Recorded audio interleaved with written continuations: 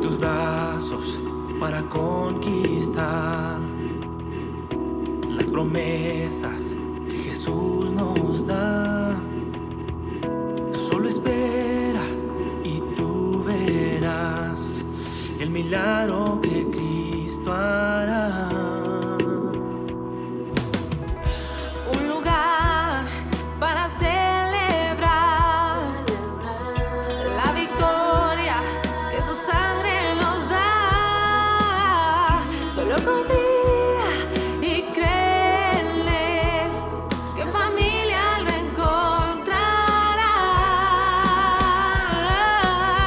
Hay un lugar para todos, de familia de Dios.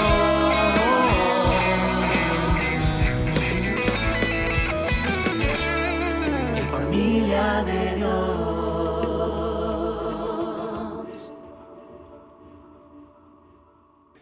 Es la segunda predicación de la serie Las grandes doctrinas de la gracia. Aunque la palabra gracia es un poco común y de hecho la usamos en nuestro idioma castellano cuando decimos muchas gracias o gracia, qué gracia dice uno cuando quiere expresar algo que es como agradable. Pero cuando hablamos de la gracia, bíblicamente, teológicamente, le cuesta, no digamos al impío, al no convertido, entender la gracia de Dios. Le parece, como decíamos, una locura, le parece una insensatez, le parece un escándalo, pero aún dentro de la iglesia, cuando hablamos de la doctrina de la gracia y de la elección, la doctrina de la elección que hoy abordaremos esta doctrina, o el escogimiento, nos cuesta entender cómo Dios quiso salvar al hombre. ¿Por qué lo hizo así? Porque por naturaleza, los seres humanos, después de que entró el pecado a través de Adán y Eva, y pasó a todos los hombres, y trajo la muerte, y la muerte pasó a todos por cuanto todos pecaron. Desde que el pecado entró, el hombre siempre quiere justificarse a sí mismo. Quiere hacer algo para contribuir. Quiere hacer alguna obra, algún mérito. Y Dios le dice que para la salvación realmente no es así. Le cuesta entender que un pecador, porque nace pecador, y porque practica pecado se da cuenta que es pecador, no solo porque Adán y Eva. Uno a veces dice, no hombre, pero ¿por qué pecaron Adán y Eva y yo soy ahora que estoy pagando también las consecuencias? Nos damos cuenta que aunque ellos cometieron pecados hace 4.000, 5.000, 6.000 años, nosotros, aunque no quisiéramos pecar, pecamos, nos damos cuenta de eso. Entonces, nos cuesta entender que el pecador no se puede salvar a sí mismo por el hecho de ser pecador. Un pecador no puede salvar a otro pecador. Es como aquel hombre que se está ahogando, está cansado y está dando patadas de ahogado. ¿Cómo se va a poder salvar él a sí mismo si se está ahogando? Esa es la imagen del pecador realmente. Está ahogándose, está muerto en sus delitos y pecados, y aún intenta querer salvarse haciendo algo para sí mismo. Pero Dios ha dejado clarísimo que todos los seres humanos, absolutamente todos, ya parafraseé algo de este texto que voy a leer ahora literalmente, Romanos 5:12, dice, por tanto, como el pecado entró en el mundo por un hombre y por el pecado, la muerte, y así la muerte pasó a todos los hombres por cuanto todos pecaron, no solo porque recibieron el pecado, sino porque pecaron también. Pecaron. Así que aunque los seres humanos se esfuercen, nunca, y hay que subrayarlo, nunca podrán cumplir la voluntad de Dios por sí mismos. No podrán. Porque también la Biblia dice en otro texto, todos estamos bajo pecado. Romanos 9:3 Romanos 3:9 en la tercera parte dice, todos están bajo pecado. Punto. Y si estamos bajo pecado, entonces, ¿dónde entra la doctrina de la gracia para ser salvos? ¿Cómo debemos de entenderla? Estos textos de Romanos 5:12 y Romanos 3:9 nos enseñan que Dios así ve al hombre, así hace el hombre, así lo declara el hombre. No es como los hombres se vean a sí mismos, porque muchísimos hombres, incluidos nosotros, cuando no conocíamos a Cristo y nos portábamos más o menos bien, decíamos que no éramos pecadores, no teníamos la idea que éramos pecadores. Pensábamos que éramos buena gente, que éramos buenas personas. Así lo creíamos. Y algunas otras personas pensábamos que pudiéramos ser buena gente, o tal vez decían que no éramos tan buena gente, pero Dios no lo ve así. Dios lo ve como lo dice la Escritura. Todos estamos bajo pecado, dice la Escritura. Claro, algunos nos damos cuenta de que algunos pecan, siendo ya cristianos, nos damos que otros pecan de manera manifiesta y otros de manera encubierta, más sutil. Pero todos estamos bajo pecado. Y el hecho de que todos estemos bajo pecado, que el ser humano que no se ha salvado es pecador, se opone activamente a Dios mismo. Por eso debo repetir la frase que dijo un hombre de Dios, pastor, teólogo, de los más grandes que ha habido en la historia de la teología en el siglo XX. El hombre siempre insistirá en aportar algo a Dios, en buscar algo para Dios, agradar algo a Dios, porque no puede ser que sea tan simple, tan sencillo de que no tiene que hacer nada para ser salvo. Y él dice, no, por eso el hombre siempre busca, el hombre que no tiene un encuentro con Cristo, siempre busca, intenta llegar a Dios a través de las religiones o las obras propias, pero no llega a Dios, llega a los ídolos, llega a los demonios y llega nada más a las prácticas religiosas que en lugar de ayudarle le condenan. Uno ve en la misma Escritura ejemplos de hombres que venían del pueblo escogido, el primer pueblo escogido, Israel, que tenían conciencia de que Dios se había manifestado, les había dado la ley, las promesas, tenían la alianza, el pacto que Dios hizo con ellos de amor, de salvación, de misericordia. Intentaron agradar a Dios. Leyeron la Escritura, pero como explicábamos en la predicación anterior, no entendieron la función de la ley.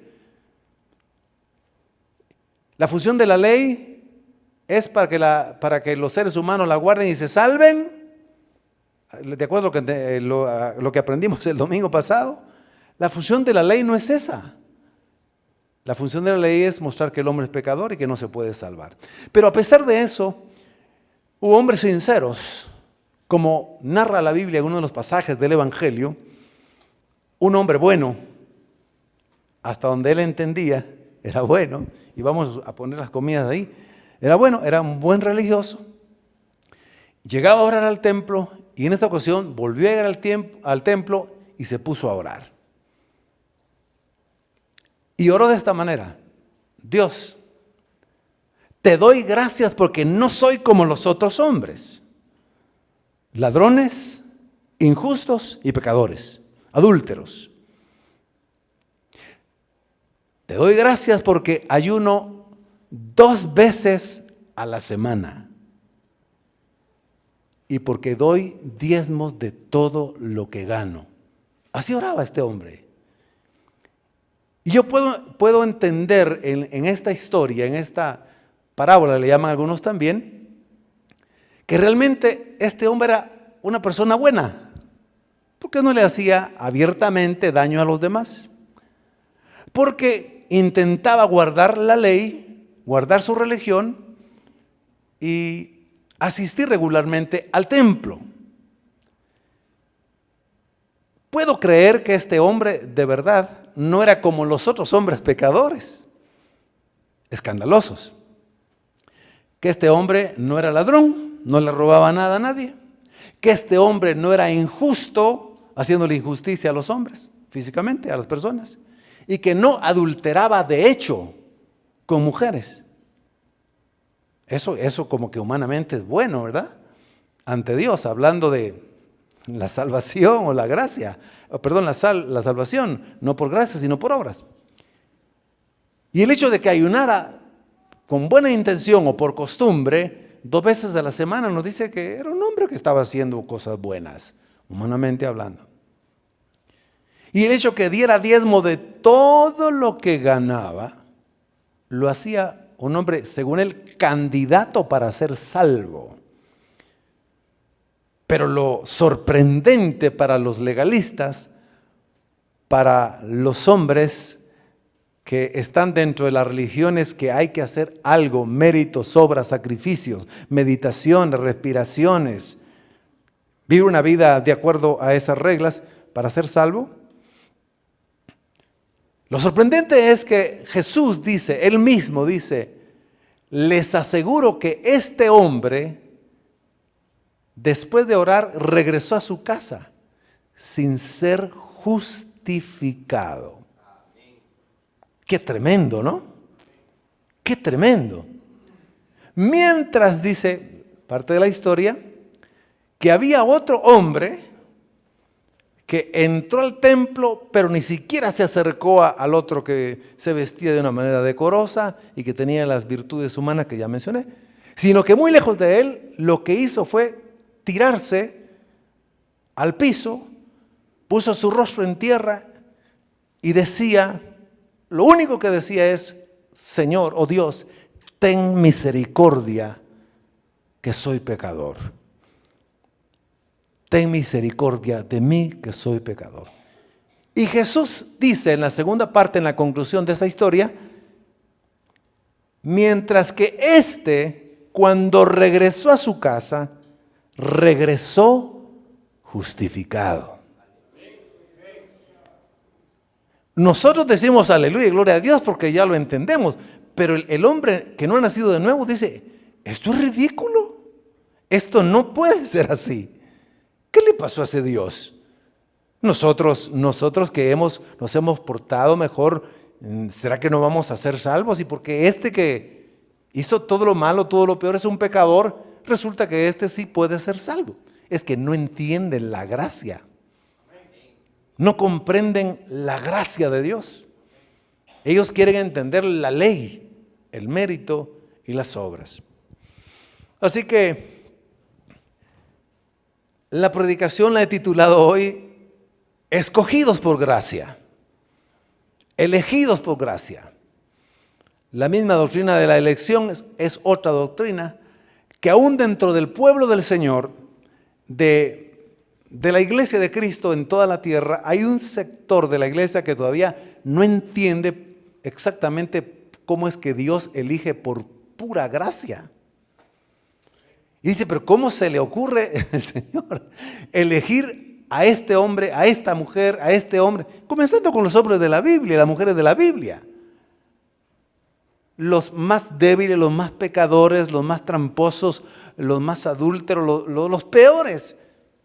Resulta que Dios les llama escogidos. La doctrina de la elección le cuesta aún al cristiano ya nacido de nuevo entender por qué el Señor para escogiendo a otros y los levanta y dice, pero si yo soy mejor que Él y tuve menos problemas que Él, ¿por qué el otro está más arriba? Es que no hemos entendido la gracia. Es por gracia. La gracia de Dios, porque Dios es bueno y generoso como Él quiere serlo. Él no mide la bondad como nosotros la medimos. Él no mide lo que es bueno como nosotros lo medimos humanamente, que nos quedamos muy cortos. Por eso quiero entrar ya en el primer punto de la predicación, con las definiciones de gracia y las definiciones de elección, bíblicamente hablando. La palabra gracia ya aparece en el Antiguo Testamento. La palabra gracia, la doctrina gracia, aparece con 3 palabras hebreas. La primera palabra es la palabra yen. Así se puede pronunciar, J-E-N, yen. Del verbo yanan, que significa mostrarse misericordioso. Mostrarse, Dios, ¿verdad? Mostrándose amable. No como lo entendemos nosotros de manera un poco superficial. Generoso, dar favores. Significa entonces, Jen, gracia. Es un favor hecho por pura benevolencia, no por mérito, ni por obra ni esfuerzo de alguien, es por pura benevolencia. Y por eso encontramos esa palabra en Génesis 6:8 cuando dice el texto, pero Noé halló gracia ante los ojos de Jehová. ¿Por qué Dios quiso salvar a Noé, a su esposa, a sus hijos, a sus nueras? Y creo que iban las suegras también, de plano.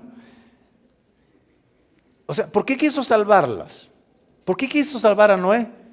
Y uno dice, no, es que Noé era bueno. No, dice que Noé halló gracia. Noé no hizo puntos, no le hubieran alcanzado.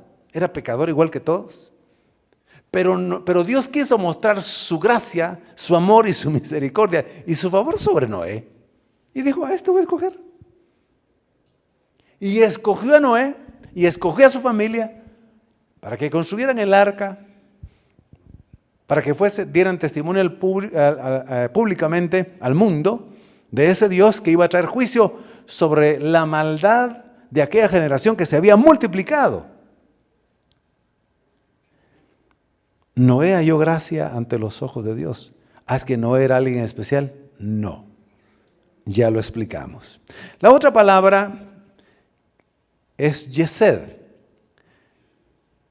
que se traduce por gracia, se traduce por misericordia también, por caridad, por benignidad, pero divina, no solamente humana. En Éxodo 26 dice, y hago misericordia a millares. Ahí la palabra, ahí podría ser, y hago misericordia por gracia a millares. La tercera palabra de gracia en el Antiguo Testamento, razón, significa compasión, contentamiento, aceptación, buena voluntad. Estas tres palabras aparecen con frecuencia en el Antiguo Testamento y reflejan la doctrina de la gracia en la libre elección divina de Israel. Cuando Dios decidió escoger a Israel como pueblo, comenzando con Abraham, los escogió otra vez, no porque fuera Abraham el hombre más noble, más rico, más inteligente, de una familia muy adinerada, sino todo al contrario. Eran los hombres más insignificantes, idólatras, pecadores de Ur de los Caldeos. Así. Y de ahí vino y se formó luego el pueblo de Israel. ¿Y por qué escogió Dios el pueblo de Israel? ¿Por qué no escogió a Babilonia? Porque Babilonia era el imperio más grande y poderoso de ese entonces y donde abundaba el oro, la plata y abundaba pues las riquezas. No, escogió a Israel y que iba a estar atravesando un desierto y donde iba a estar en una tierra no tan fértil como otras. Pero los escogió porque Él quiso escogerlos. Punto. Por su gracia. Él es el Señor. Ahora bien, en el Nuevo Testamento la palabra gracia abunda. La palabra caris, que significa un regalo inmerecido. Es por pura gracia. Como decíamos el domingo pasado, cuando uno le dice a los niños, si haces esto te voy a dar un regalo, está entendiendo mal. Está mal educando al hijo. Eso no es un regalo, eso es una recompensa. Lo explicamos. Si te portas bien, te voy a dar un premio y una recompensa. Ahora, gracias te portaste mal este año, fuiste rebelde, no ganaste el curso, perdiste muchas clases, tuviste problemas con la maestra, pero te voy a dar un regalo, te amo. Eso es gracia. ¿Entendemos eso? Eso es gracia. La palabra gracia, entonces, es en el sentido opuesto al mérito, al esfuerzo, a la obra. Y por eso Romanos 5:15 dice, todo don inmerecido de Dios, vamos a ver si estamos en la misma sintonía. Pero la transgresión de Adán no puede compararse con la gracia de Dios. Pues si por la transgresión, desobediencia, de un solo hombre murieron todos, ¿cuánto más el don, regalo inmerecido, que vino por la gracia de un solo hombre, Jesucristo, abundó para todos? Entonces la gracia es todo lo opuesto a lo que hemos mencionado. Es un don inefable de Dios. Es Jesucristo, donado a los pecadores. Juan 1:17, que leímos el domingo pasado, es oportuno leerlo. La gracia fue traída por Jesucristo. Dice, la ley fue dada por Moisés, pero la gracia y la verdad vinieron por medio de Jesucristo. La gracia se hace efectiva como regalo a los pecadores que creen. Solamente creen. Efesios 2:8. Hay que leerlo de nuevo. Porque por gracia ustedes han sido salvados por medio de la fe. Y esto no procede de ustedes, sino que es don, es un regalo de Dios. La definición de la doctrina o la palabra etimológica de la doctrina de la elección. La elección del escogimiento.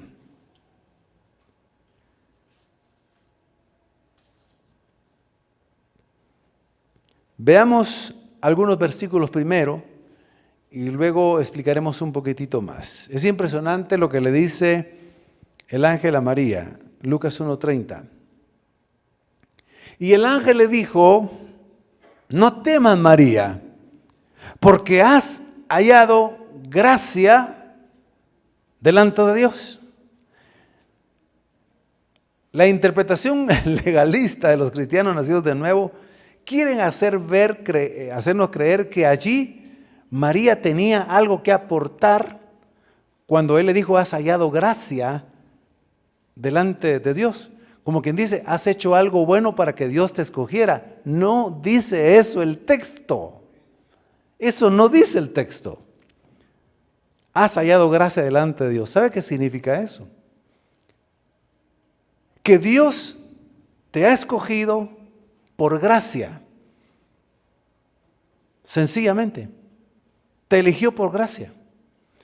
Porque María era una muchacha sencilla de pueblo. Era una aldeana. Que no tenía preparación, títulos. No venía de una familia noble. No venía de una familia religiosa de tradición. No venía de una escuela de rabinos, sino de una familia sencilla, pobre, que tenía que trabajar todos los días para comer. María era una muchacha de aldea. Sin menospreciar lo que somos de aldea, porque yo nací en una aldea. ¿Cuántos nacieron en una aldea? ¿Cuántos nacieron en Roma? En Suiza. Bueno, por eso es cuando María se da cuenta que Dios la escoge, dice, pero si cuando uno lee el cántico de María, María entiende lo que es gracia. Señor, yo soy tu esclava, soy tu sierva. Has visto la bajeza de ella y me escogiste. No puede ser. Pero Señor, si eso que hiciste tú, o sea, hágase tu voluntad conmigo, aquí estoy. María entendió que no era digna, que no había hecho nada para que Dios la escogiera. Sencillamente Dios la quiso escoger. Y punto, ¿verdad? Nada más. Amén, el Dios soberano. Por eso es que la gracia molesta a todos los que están en las otras religiones. Mire, pudiéramos decir así, podemos separar en dos las religiones. En un lado están todas las religiones que dicen que para ser salvo hay que hacer otra vez prácticas, cumplimientos, sacrificios, obras y todo lo demás. Y hay una que es la verdadera religión, usando esa palabra que la usa Santiago. La verdad es la única que dice que para ser salvo es por gracia, sin hacer nada, sin merecer nada, nada más. Solo poniendo la fe en Cristo, en otro. Esa es la gran diferencia del cristianismo, del evangelio, de todas las otras religiones, ideologías y demás. En las otras siempre hay que aportar algo. Cuando Pablo le dice a Timoteo, en 2 Timoteo 1:9, dice, pues Dios nos salvó y nos llamó a una vida santa. Escuchen bien, leamos bien. No por nuestras propias obras, sino por su propia determinación, porque Él quiso, soberanamente quiso. Y gracia. Nos concedió este favor, gracia, favor, en Cristo Jesús, antes del comienzo del tiempo. Entonces le dice Pablo a Timoteo, recuerda Timoteo que no tenemos nada de qué gloriarnos. No tenemos méritos de nada, Timoteo, que no se te vaya a olvidar. Y que no vas a llegar a pensar que sos muy espiritual y que sos mejor que los demás hermanos. Y que mereces más la salvación tú que otros. No. Recuérdate que Dios nos salvó y nos llevó a una vida santa, no por nuestras propias obras, sino por su propia determinación y gracia. Nos concedió ese favor en Cristo Jesús, antes del comienzo del tiempo. 1 Corintios 15:10 dice, pero por la gracia de Dios soy lo que soy. Eso lo está diciendo Pablo. Voy a explicar un poquitito más y luego volvemos a este texto. Pero por la gracia de Dios soy lo que soy ahora, dice. Antes él no entendía y se esforzó muchísimo en ser irreprensible en cuanto a la ley. Apartado, consagrado, fariseo, hebreo de hebreo, decía. Se jactaba de eso. Yo no sé cómo la chusma, diría, ¿verdad? Yo vengo de pura raza, yo soy de pedigrí. Ustedes son como perros de la calle, a los gentiles. Eso que no sabe de dónde salieron, si parecen a veces lobos, parecen perros, a veces parecen como que saber qué otra cosa, ¿no? No, yo soy de pura raza. Además, en cuanto a la ley, irreprensible, porque yo sí guardé todo.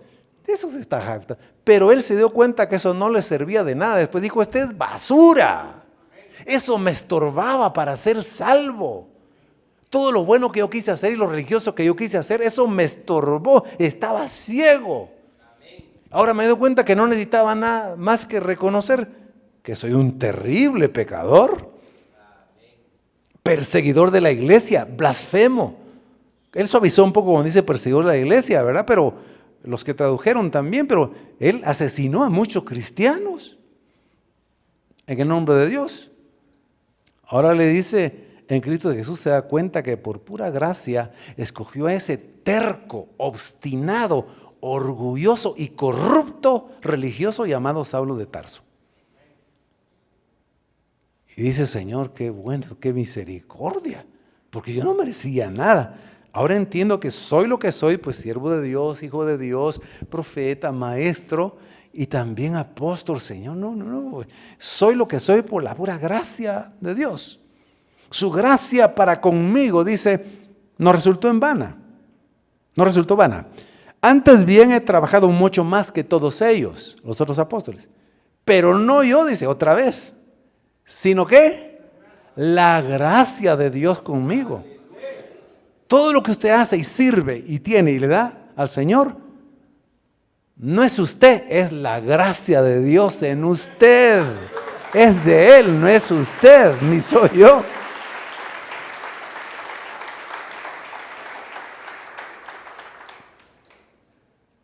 Solo existe elección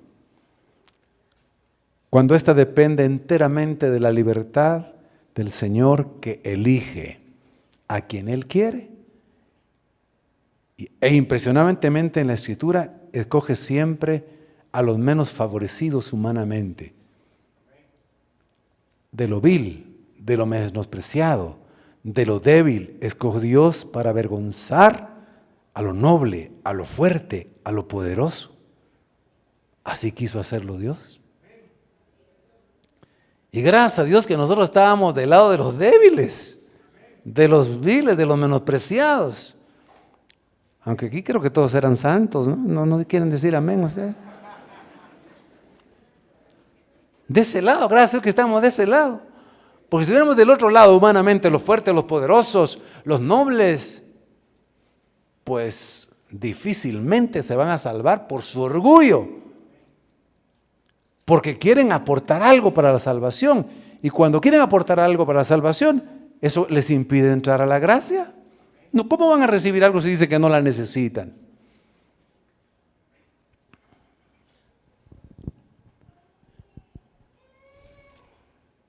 La elección no se realiza ni siquiera por la respuesta humana. Ya lo vamos a ver, porque es elección incondicional. Porque si no tendríamos algo todavía de que jactarnos. Es que yo sí le respondí a Dios y yo sí creí. Pero no fue usted, hombre, fue la gracia de Dios. Entienda, hombre. Entendamos, hombre. Ni siquiera el hecho de responderle a Dios con fe es mérito nuestro. Es ahí donde golpea esta enseñanza bíblica a los que quieren siempre aportar algo. A los que dicen la salvación se pierde. Bueno, ¿y cómo se la ganó usted para perderla? Pues por creer en Jesucristo, pero yo tengo que mantenerla para... No, hombre. Si usted sigue siendo salvo y para siempre salvo, es por la gracia de Dios. No es porque usted la quiera cuidar. El Espíritu Santo pone el querer como el hacer, pero es Él, no es usted. Dentro de usted y de mí todavía existe una naturaleza pecaminosa que nos incita, nos tienta y nos quiere dominar y que de vez en cuando sale. Qué bueno por los amenes, que son sinceros. Los demás también. Sí.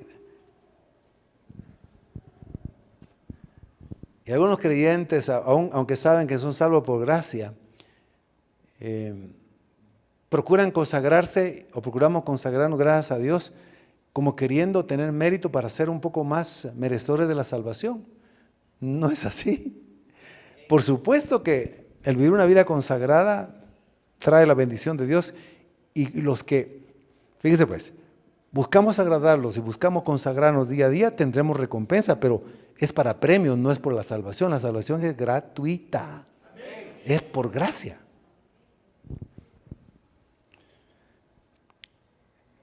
Así que, ¿cuál es el título de la predicación? Escogidos por gracia. Podríamos decir también elegidos por gracia. Veamos el segundo punto. Romanos 11, 5, 6 dice, así también, aún en este tiempo, está diciendo Pablo, aún así también, aún en este tiempo, es decir, actualmente, si lo podríamos aplicar hermenéuticamente, ¿qué nos dice el texto ahora? Así también, aún en este tiempo, ha quedado un remanente escogido por gracia.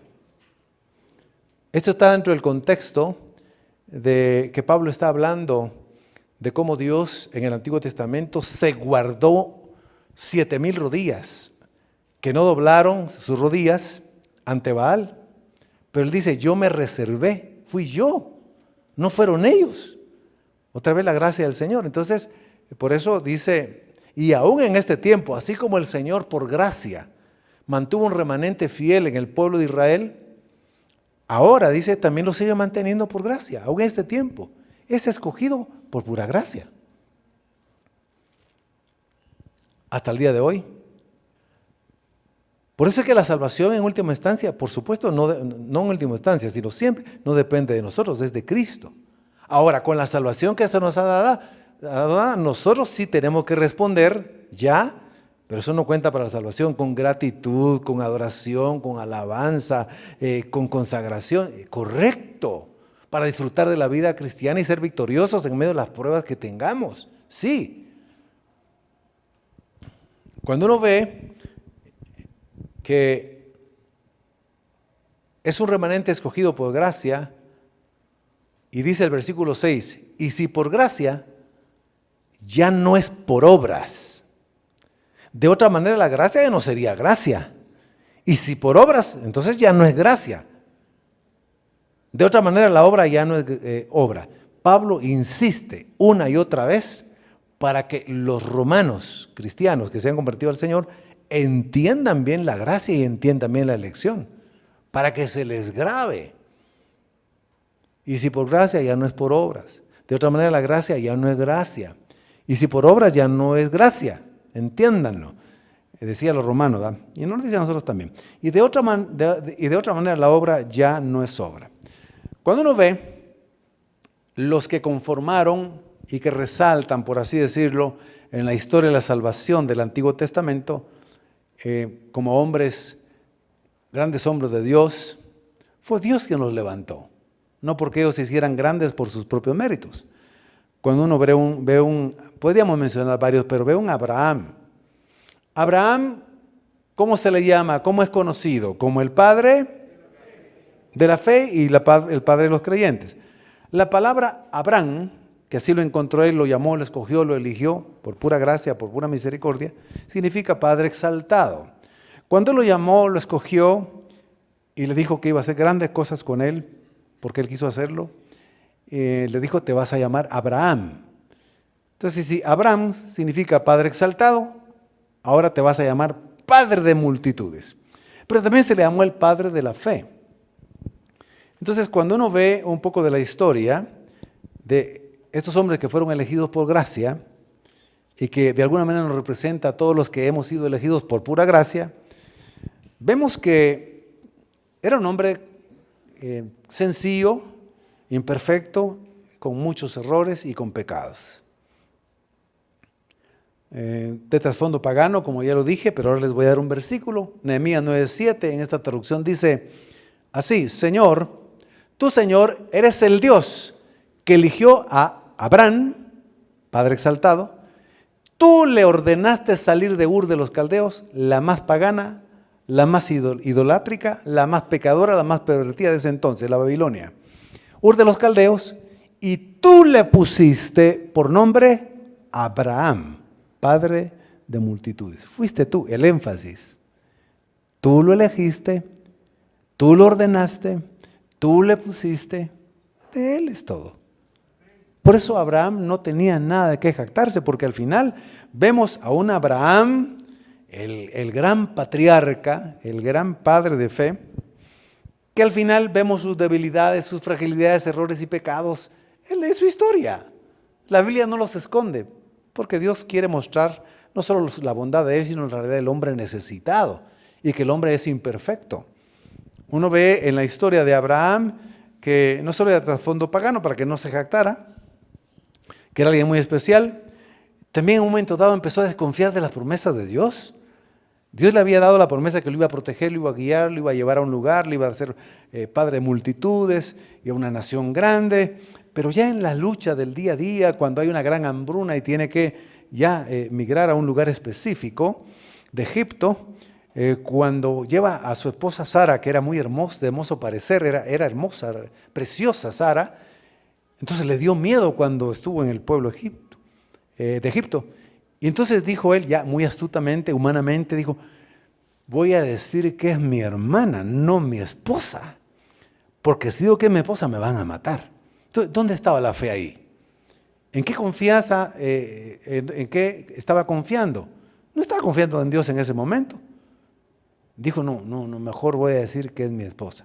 Entonces, ¿qué estaba diciendo? Una mentira. Amén. Abierta. Ah, qué hermosa la mujer. Sí, es mi hermana. Era su esposa. Y no lo dijo una sola vez, porque uno puede pecar una vez de esa manera y después dice, Señor, perdóname, no lo vuelvo a hacer. Y más adelante migra a otro lado, a otra región, y le vuelven a preguntar. Qué hermosa mujer te acompaña. ¿Ella qué es? Mi hermana. 2 veces, 3 veces dijo lo mismo. Ahora, después para justificándose un poco, porque al final era su esposa, pero era medio hermana de uno de sus parientes. Entonces él dijo, con esta me defiendo, con esa media verdad y media mentira. Pero al final mintió porque dijo que no era su esposa. Uno lo ve y también ve pues un momento de desesperación, de desánimo, y quiere él mismo en sus fuerzas de alguna manera, juntamente con Sara, dar el hijo heredero que Dios le había prometido, que iba a ser milagrosamente otorgado a ellos por medio de su sierva Agar.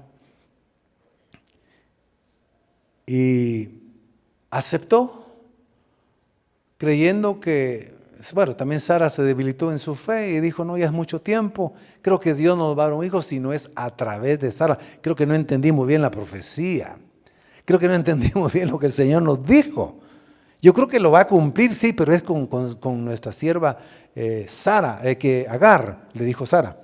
Así que, Abraham, la forma del cumplimiento de nuestro hijo es que te acuestes con ella y vas a tener un hijo. Y él le dijo, muy bien, Sara, le dijo.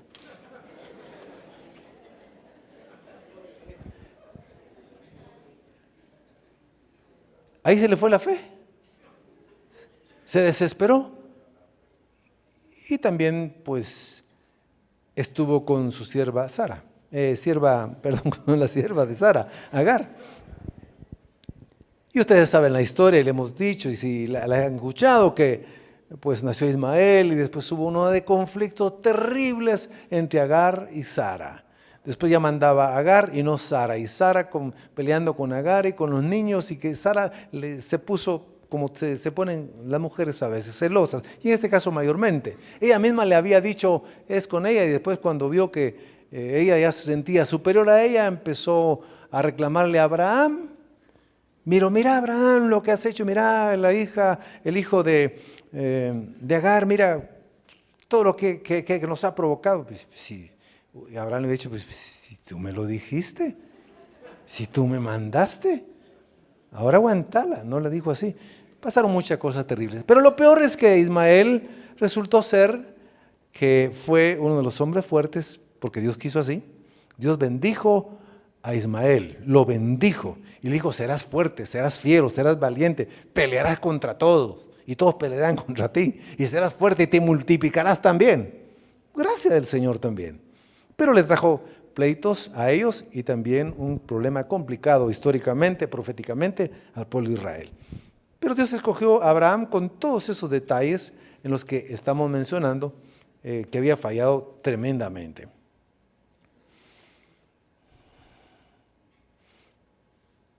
Cuando Dios sigue creyendo en Abraham y le dice a Abraham, ya se acerca el tiempo en que te voy a dar al hijo, después de que ya tenía a Ismael. Y se ríe y le dice, Señor, no se rió solo Sara. Hay un texto que dice que Sara se rió, pero otro texto dice claramente que los dos se rieron y él se rió y le dice, Señor, pero ¿cómo será posible? Siendo nosotros tan viejos, yo viejo, y Sara también ya viejacita, no puede ser, Señor. Entonces ahí le faltó la fe. Le faltó la fe. Porque cuando él se mira, por un lado, más adelante se fortaleció en fe, dice Romanos, es verdad, porque Dios tuvo misericordia a él y le dio fe de nuevo. Pero también flaqueó en ese sentido. Así que cuando uno ve a Abraham, lo que resalta realmente es la gracia de Dios. Abraham, el padre Abraham, a quienes respetaban mucho los religiosos, y es el patriarca símbolo del pueblo de Israel, llegó a ser lo que llegó a ser por la gracia de Dios, por puro favor. no tenía ningún mérito. Todos sus errores y pecados más bien lo condenaban. Y si lo escogió del Señor fue por ser alguien insignificante. Aplicación. El Señor lo escogió a usted y a mí por ser insignificantes. Porque no merecíamos nada. Porque éramos pecadores. Y por la gracia del Señor al final nos dimos cuenta que de verdad éramos pecadores. Pero Él nos abrió los ojos. El Espíritu Santo nos hizo ver cuán inmundos éramos y pecadores. Uno ve el llamado de Jacob y este es otro escándalo de gracia.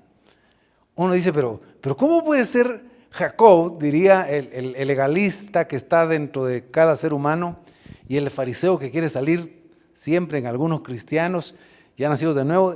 Pero ¿cómo puede ser que Jacob realmente sea el padre de las 12 tribus de Israel? ¿Quién era Jacob? Ya lo saben ustedes. Muchos han leído y han escuchado predicaciones sobre Jacob, pero un repasito rápido nos damos cuenta que Jacob era terrible. Pecadorazo y medio era Jacob. Su nombre, engañador, embaucador. Nacen los dos con su hermano, nace primero el otro y el otro sale prendido del calcañar. Desde chiquito, ahí en el vientre, ya estaba peleando y queriendo hacer algo para ser el primero. Desde el vientre de su madre. Engañador, manipulador, hasta donde ya no. Jacob engañó a su padre, Isaac, para obtener la bendición, ya lo saben ustedes, lo estamos recordando. La primogenitura que le pertenecía a Esaú, se disfrazó el bandido, se disfrazó el ingrato para engañar a su papá. Mire hasta dónde llegó. Y todo por hacerle caso a la mamá también, ¿verdad? Porque las mamás a veces son ahí, pues, ¿cómo son? Así, ¿verdad? Le dice, mira, pedirle la primogenitura que te bendiga tu papá. Es que solo quiere bendecer a Esaú. Y como las mamás se pelean para que todos sean parejos, ¿verdad? Le dice, no, recibí la bendición.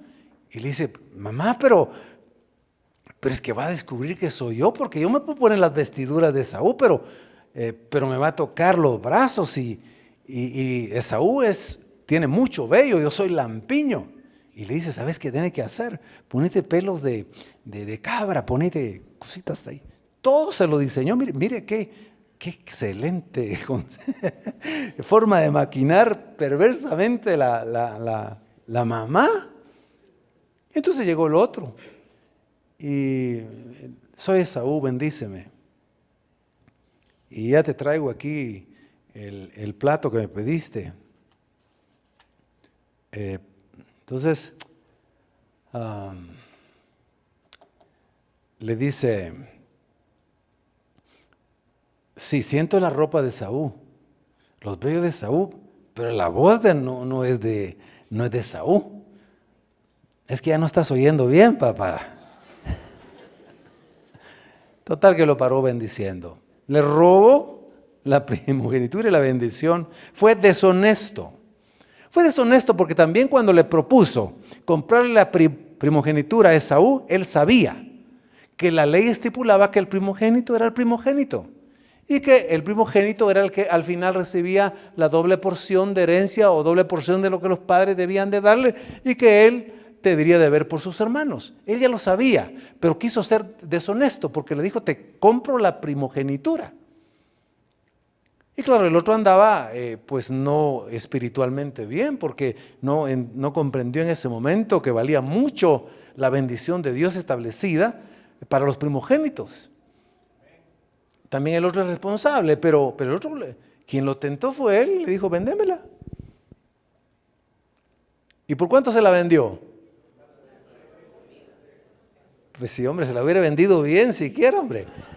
Pues sí, pero por un plato de lentejas, de frijoles, eso sí, bien cocinados, eso sí. Pero por eso se la vendió, deshonesto. Y cuando después es descubierto y sale huyendo, siempre va, donde va a estar mucho tiempo, siempre trata de salirse con la suya.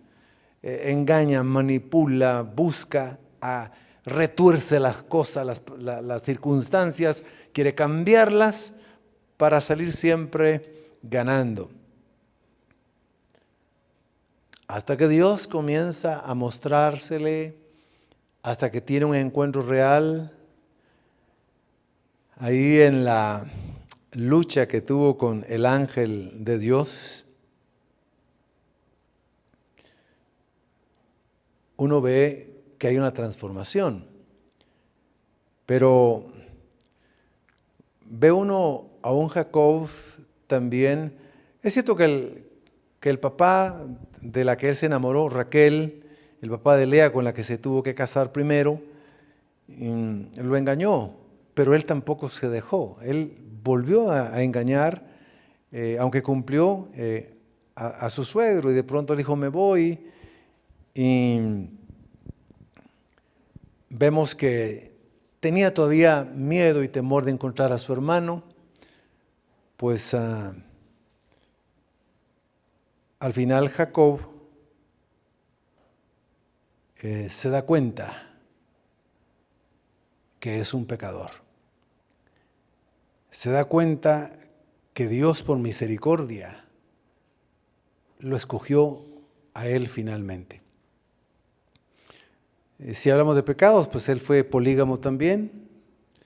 Cuando ya tuvo sus hijos, cometió el gran error de tener un hijo preferido, a José.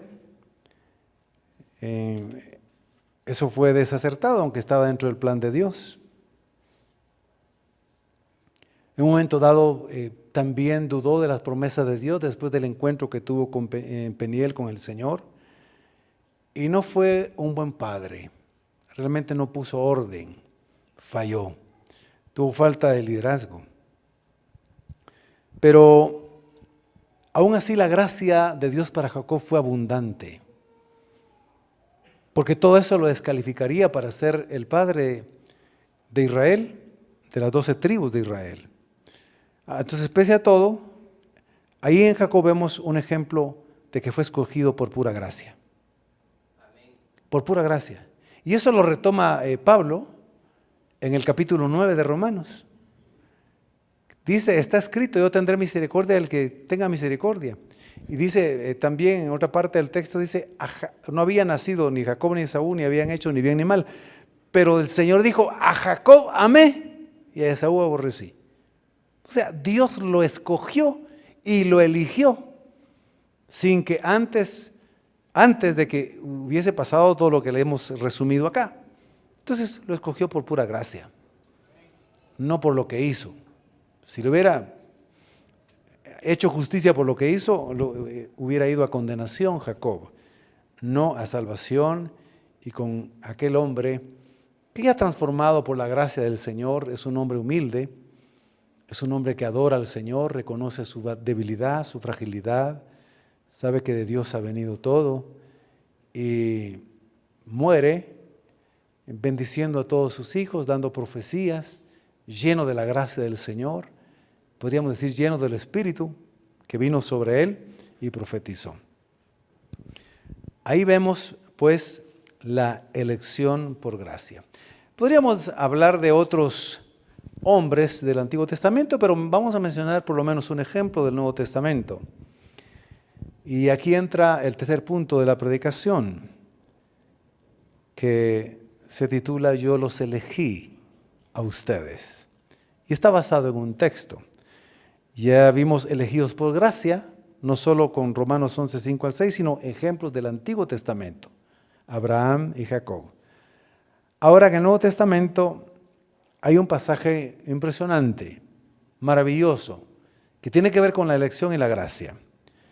Juan 15, 16 dice en la Reina Valera contemporánea, ustedes no me eligieron a mí, le está diciendo a los apóstoles, a los discípulos, ustedes no me eligieron a mí, más bien yo los elegí a ustedes. Aleluya. Y luego dice, yo los he elegido para que vayan y lleven fruto y su fruto permanezca, para que todo lo que pidan al Padre en mi nombre se le conceda. La frase, ustedes no me eligieron a mí, es impresionante. mis hermanos, y se aplica a nosotros hoy. Cuando uno ve, de verdad, los discípulos andaban en su mundo, en sus ideas, sus proyectos, conceptos, deseos, en lo que estaban haciendo, en eso estaban allí. Cuando Jesús va, después de haber orado, empieza a llamar, a elegir, a escoger a sus discípulos, a los que iban a ser sus discípulos. Y cuando los comienza a llamar, y uno estudia la vida de los apóstoles, no digamos Judas, sino los otros, se da cuenta que otra vez eran personas no estudiadas, eran personas que no venían de familias nobles, no eran personas que tenían riquezas ni fama, sino que era la gente sencilla, sin mérito alguno, para nada, de ser los fundamentos de la fe cristiana del reino de Dios. No venían egresados, como ya mencioné ese ejemplo, de una escuela de rabinos prestigiosa. No. Era gente, como le decían los demás, del vulgo. Eran gente del vulgo. Eso suaviza también la verdad, era gente del vulgo. Pero podríamos decir, eran de los vulgares, de los... ¿De cuál? De la chusma, ¿verdad? Sí. Era de lo que abundaba, así ve uno a los apóstoles. Otros que ven la escritura y la quieren interpretar torciendo, le dicen, no, es que eran grandes empresarios y que tenían muchos barcos, pescadores. No, hombre, sí, tenían que estar remendando las redes ahí los pobres, porque ahí sobreviviendo estaban los que eran pescadores. Mateo Leví, recaudador de impuestos, ¿qué era? Era un ladrón, era un corrupto. Y todos los demás así eran. Pero les dice, yo los escogí a ustedes. Ustedes no me escogieron a mí. ¿Qué mérito tienen? Ninguno. Nosotros somos salvos y somos lo que somos ahora por la pura gracia de Dios. Nosotros no escogimos a Cristo. Cristo nos escogió a nosotros. Perdidos, pecadores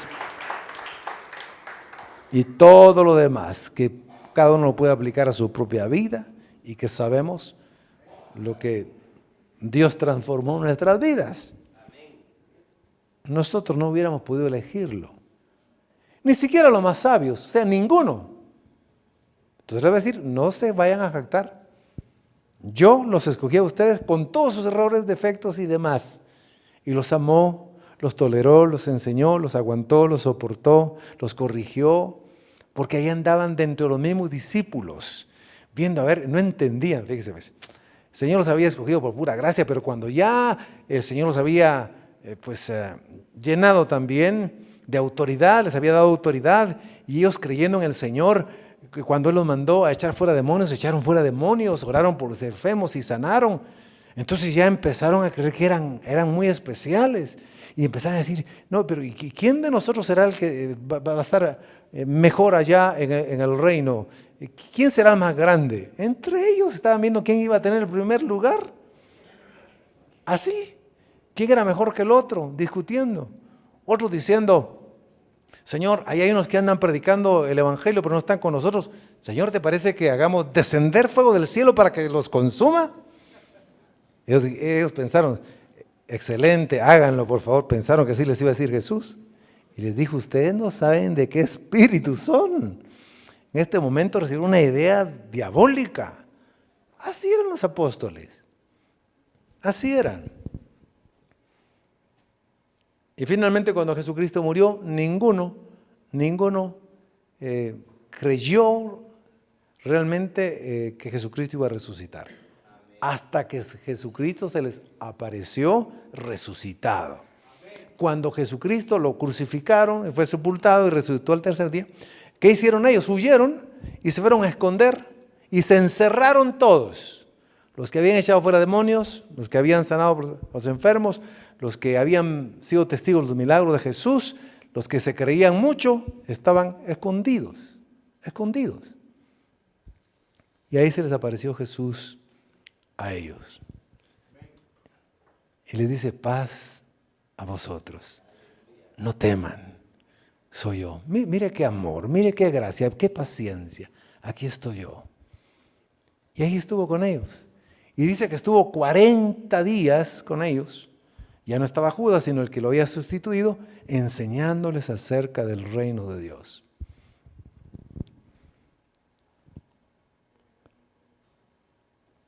El Señor los escogió a ellos con todo y sus errores, su condición, su incapacidad. Así que vemos que la relación que podamos tener como hijos de Dios, como servidores del Señor, es de gracia, es un regalo y debemos de vivir eternamente agradecidos, en humildad, que nunca lleguemos a pensar que hemos logrado cierto grado espiritual y que estamos por encima de los demás. En ese momento cerca estamos de ser humillados, cerca estamos de ser humillados. No somos mejores que nadie, hermanos. Sí, todos procurando buscar la santidad de Dios. Mayor responsabilidad tiene el que se para y enseña y predique. Así que, ¿de qué se puede jactar uno? Si uno más responsabilidad tiene, es pedir pura misericordia al Señor. Y dice: Señor, ayúdanos y guárdanos. Porque el que más se le da, también más se le va a exigir en cuanto a recompensa, no en cuanto a la salvación. Así que Juan 15:16 es un recordatorio poderoso de la gracia, de la elección por gracia, la misión y la expectativa de Dios para con sus seguidores, es que seamos agradecidos, a vivir de manera humilde, a producir frutos, reflejando la gracia de Cristo a los hombres pecadores. La elección que Dios hace de las personas, ya concluyendo, para salvarlas, entonces, de nuevo es por pura gracia.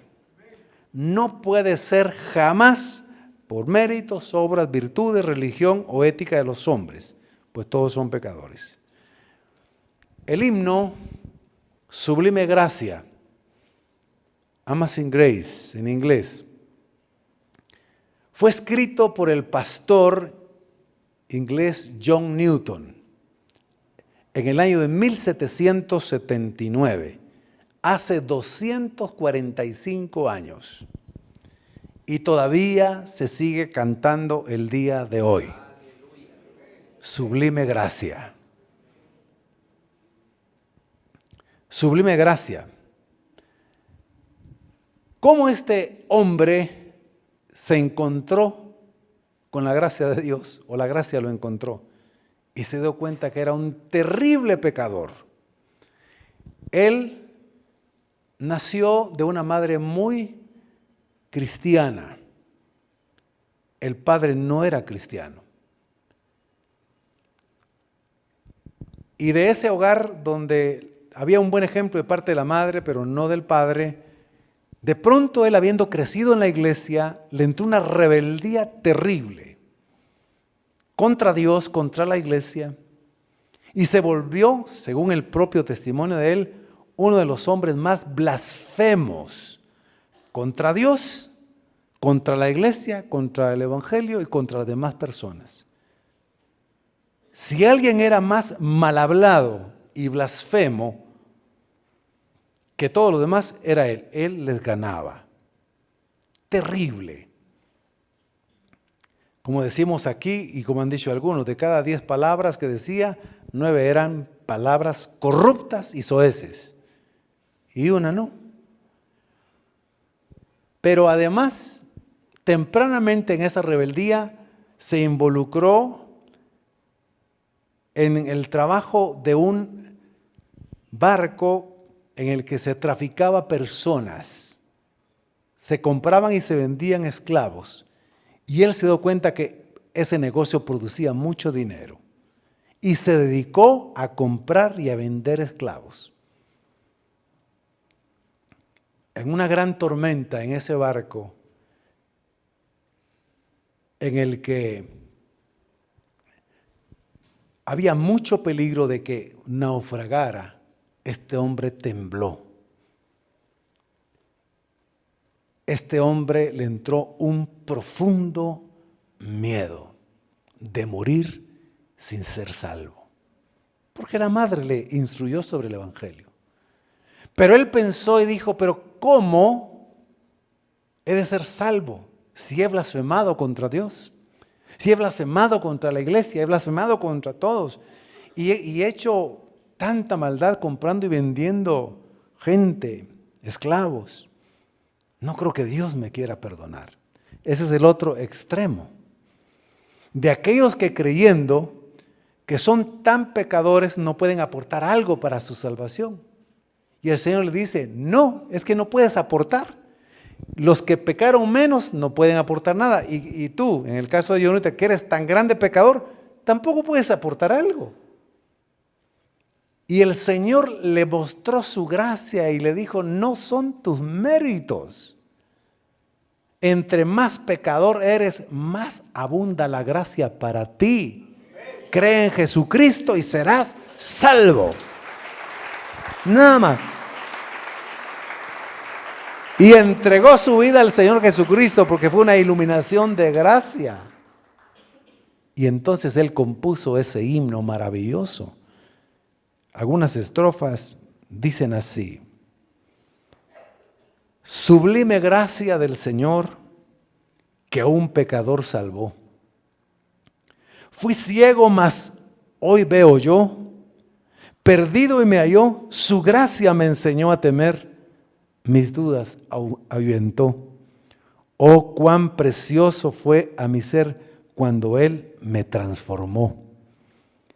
De mi maldad me libertó, mi Salvador me rescató, y como el mar fluye el perdón, sublime gracia. Inmenso amor, en los peligros y aflicción que he vivido yo, su gracia siempre me salvó. Y me guiará hasta el fin.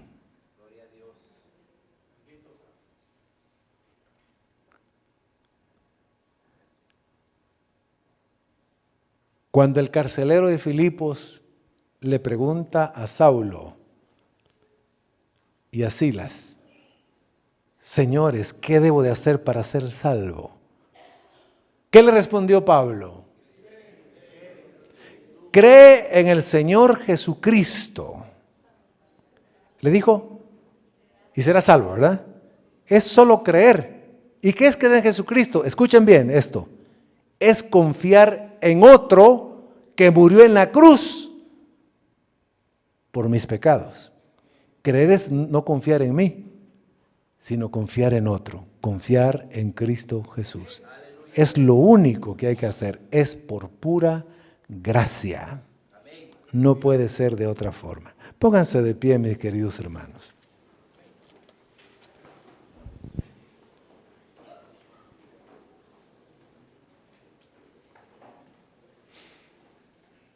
Oremos un momentito. Bendito Dios y Padre, muchísimas gracias por haber tenido misericordia de nosotros pecadores.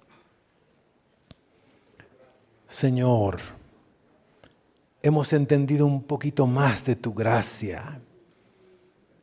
Señor, gracias por habernos escogido sin tener nada bueno que ofrecerte. Porque aunque lo tuvieras no sirve de nada porque todos éramos pecadores. Y seguimos siendo pecadores, solo que ahora redimidos, salvos y sin practicar pecados. Señor, gracias por haberte fijado en cada uno de mis hermanos y en mí. Gracias porque nos encontraste en situaciones tristes, lamentables.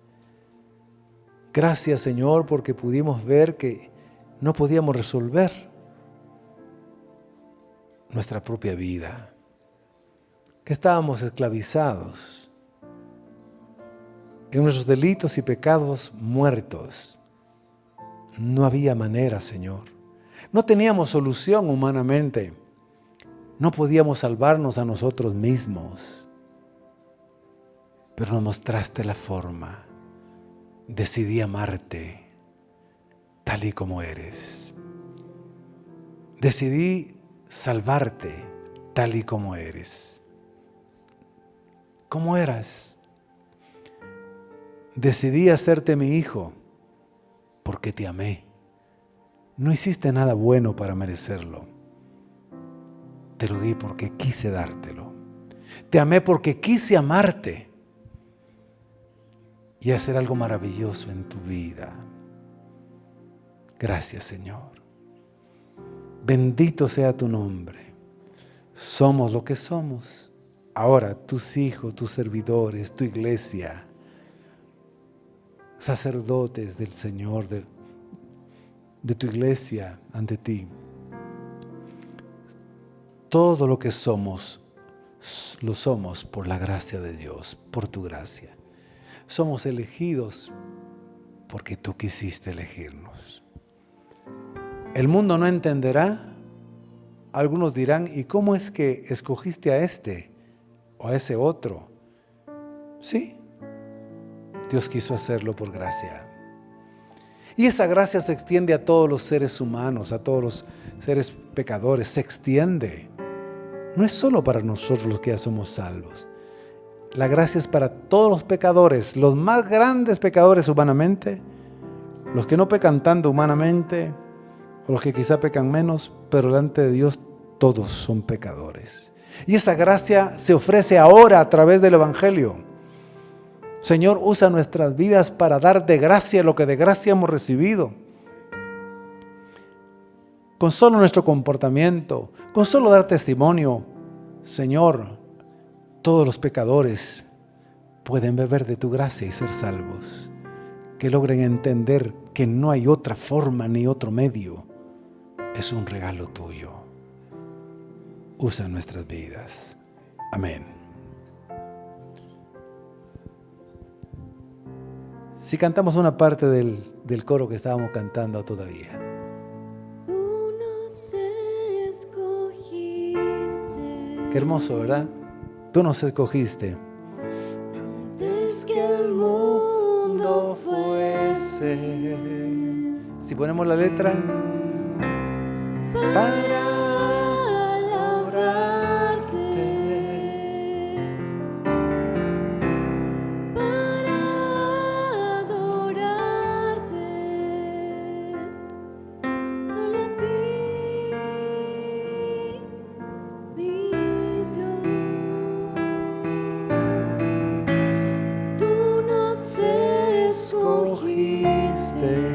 por pura gracia y misericordia. Antes que el mundo fuese,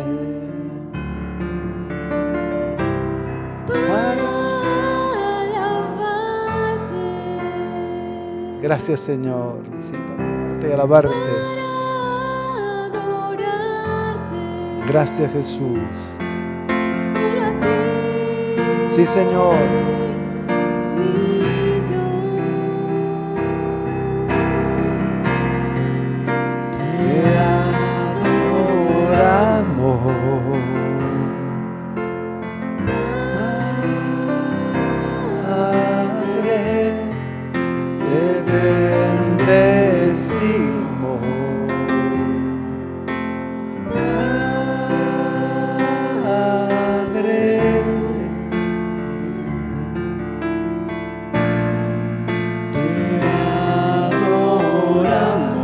Te adoramos, Señor, y te adoraremos siempre. Te adoraremos, Padre. Te bendecimos hoy. Te bendeciremos todos los días de nuestra vida y en la eternidad.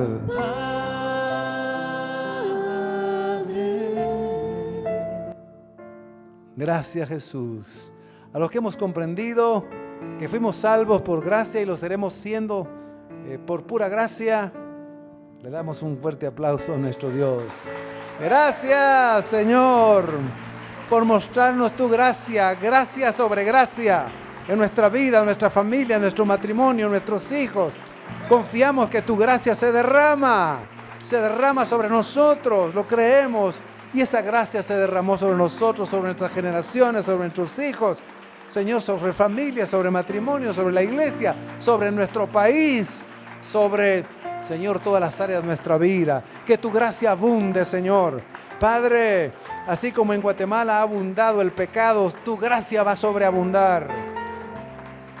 Tu gracia va a sobreabundar. Y que nosotros, Señor, por gracia, seamos incluidos como instrumentos. Te lo agradecemos ahora y siempre. Amén y amén. Amén. Quizá habrá alguna persona, joven, señorita, adulto, que puede pensar por un lado que no merece ser salvo porque ha pecado mucho. Ahora he entendido que no se necesita hacer nada, solo ser pecador necesitado, desesperado y recibir la gracia, creyendo en Jesucristo. O quizá habrá alguno que puede pensar, bueno, quise hacer muchas cosas para ser salvo, pero de nada me sirvió.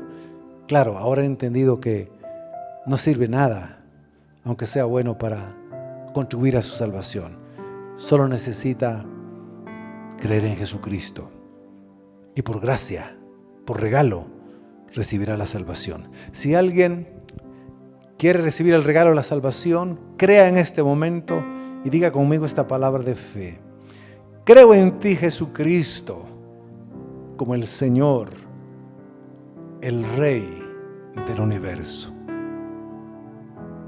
Te confieso creyendo que moriste en la cruz y que resucitaste al tercer día para salvarme por gracia y justificarme por gracia. Te recibo en mi vida. Gracias por salvarme hoy. Aunque no lo merezco, recibo la salvación con alegría. Amén. ¿Habrá alguien que haya hecho esa oración, que quiere recibir a Cristo y ser salvo por gracia, que levante su mano o venga para acá? Si alguien lo ha hecho a través de las redes sociales, por favor, comuníquese con nosotros, como solemos decir cada predicación, y nosotros nos comunicaremos con usted. Amén. Abre tus brazos para conquistar las promesas que Jesús nos da. Solo espera y tú verás el milagro que Cristo hará. Un lugar para celebrar la victoria que su sangre nos da. Solo confía y créele que en familia lo encontrará.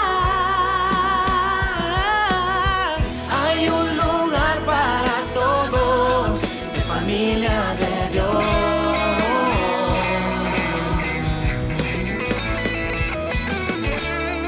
En familia de Dios.